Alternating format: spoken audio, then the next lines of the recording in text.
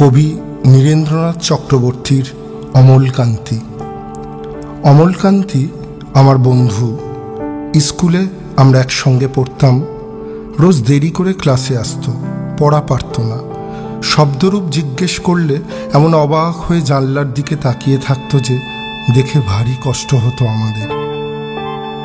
আমরা কেউ মাস্টার হতে চেয়েছিলাম, কেউ ডাক্তার, কেউ উকিল। অমলকান্তি সেসব কিছু হতে চায়নি। সে রোদ্দুর হতে চেয়েছিল। ক্ষান্ত বর্ষণ, কাকডাকা বিকেলের সেই লাজুক রোদ্দুর, জাম আর জামরুলের পাতায় যা নাকি অল্প একটু হাসির মতন লেগে থাকে। আমরা কেউ মাস্টার হয়েছি, কেউ ডাক্তার, কেউ উকিল। অমলকান্তি রোদ্দুর হতে পারেনি। সে এখন অন্ধকার একটা ছাপাখানায় কাজ করে।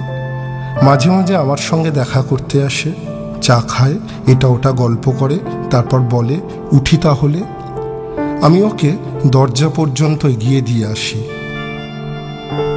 আমাদের মধ্যে যে এখন মাস্টারি করে, অনায়াসে সে ডাক্তার হতে পারত। যে ডাক্তার হতে চেয়েছিল, উকিল হলে তার এমন কিছু ক্ষতি হতো না। অথচ সকলের ইচ্ছে পূরণ হলো এক অমলকান্তি ছাড়া। অমলকান্তি রোদ্দুর হতে পারেনি।